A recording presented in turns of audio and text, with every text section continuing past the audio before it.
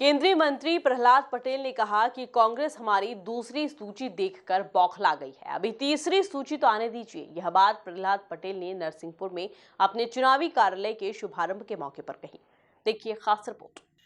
नरसिंहपुर विधानसभा से प्रत्याशी बनाए गए केंद्रीय मंत्री प्रहलाद पटेल ने चुनावी रण में मोर्चा संभाल लिया। बीजेपी प्रत्याशी प्रहलाद पटेल ने अपने गृह जिला पहुंचकर अपने चुनाव कार्यालय का शुभारंभ करते हुए प्रचार का शंखनाद कर दिया। इस दौरान समर्थकों व पार्टी कार्यकर्ताओं ने प्रहलाद पटेल का जोशीला स्वागत किया।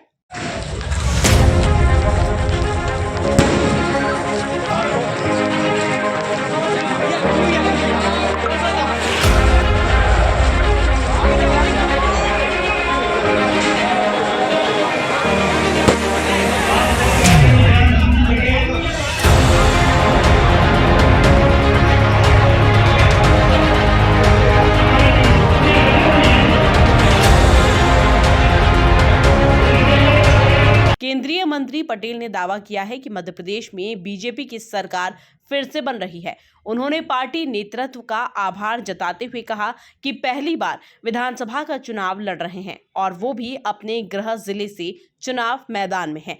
केंद्रीय मंत्री पटेल ने छोटे भाई को भी साधुवाद दिया। उन्होंने कहा कि राजनीति में कोई अपनी सीट नहीं छोड़ता, लेकिन भाई ने सीट मुझे दे दी। लड़ रहे हैं, कैसा फील हो रहा है? मैं अपने केंद्रीय नेतृत्व और प्रदेश के नेतृत्व के प्रति हृदय से आभार व्यक्त करता हूँ। ये मेरी जन्मभूमि भी है और राजनीतिक जन्मभूमि भी है। हम लोगों में जब उस समय कैलाश जी आज मेरे बाजू में वो ऐसे नेता थे जिन्होंने आपातकाल में माफी न मांगने का फैसला किया था और हमने वो तमाम उस अपमानजनक परिस्थितियों से लेकर आज तक एक पीढ़ी हवन हो गई, दूसरी हम लोग हैं, तीसरी पीढ़ी सत्ता जिसने सिर्फ देखी है, जिसने सिर्फ अच्छा ही समय देखा। और इसलिए मैं ये मानता हूँ कि जिस डोर के कारण, जिस केंद्र बिंदु ने मुझे सदैव ताकत दी, उस समय राज्य भी घूमा, देश घूमा, देश के बाहर भी गया।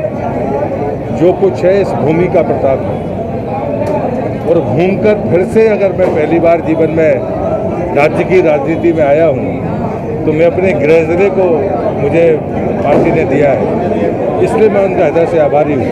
लेकिन एक बात मैं जरूर कहूँगा कि राजनीति की जो परंपरा है उसमें कुछ विकृतियाँ आई थी, स्वार्थ बड़े चरम पर था।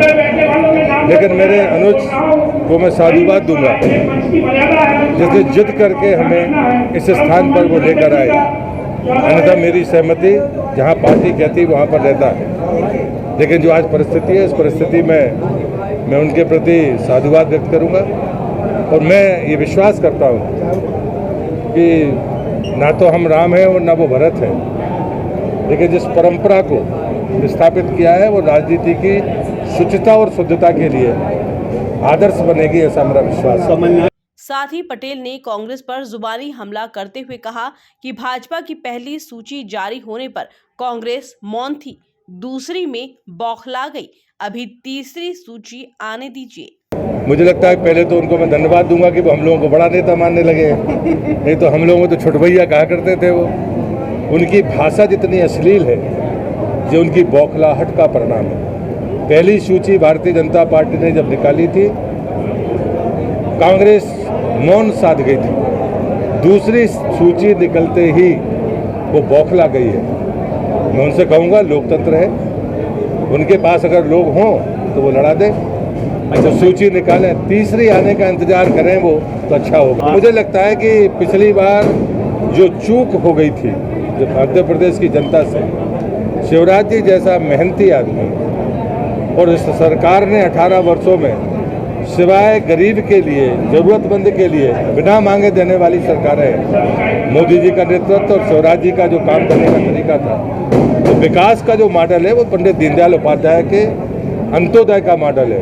इसलिए उस विकास पर मध्य प्रदेश राज्य में भारतीय जनता पार्टी के कार्यकर्ता की जो सामर्थ्य है और कार्यकर्ताओं का जो परिश्रम है, जिसको हम देवतुल्य कार्यकर्ता कहते हैं, विश्वास के विजय का विश्वास का कारण ये है।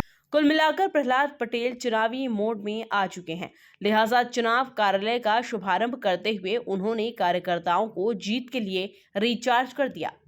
Bureau report, MP news, Narsinghpur.